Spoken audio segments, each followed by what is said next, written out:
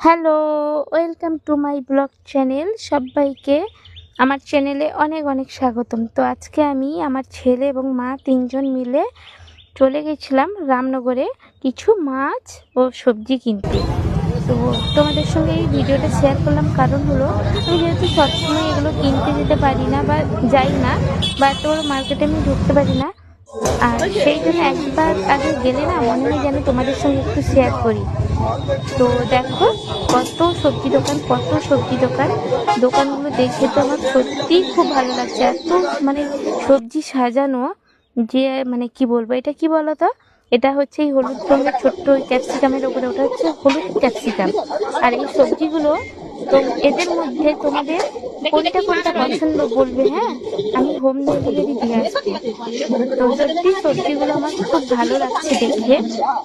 তো জানি না বা খাই না তেমনটা নয়, কিন্তু কি বলতো, যখন সবজি দোকানে সবজি কিনতে যাই না, মানে কোনোদিন তো এরকম যেতে পারি না, যখন যাচ্ছি মানে খুবই ভালো লাগছে। আর এই যে দেখো কাঁকড়া, হ্যাঁ, কাঁকড়ার ভিডিওটা খালি দেখো, ফটো মানে কাঁকড়াগুলো কাদা মাখানো। আর এই যে মাছগুলো, কাঁকড়ায় কাদা মাখানো কেন থাকে জানো তো? ওরা না মানে মানে কাদার ভেতরে থাকে, তাই ওদের গায়ে কাদা মাখানো থাকে।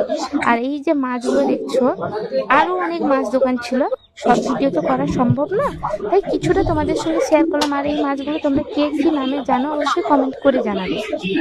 তো দেখো মাছগুলো, আর এখনকার মতো টাটা।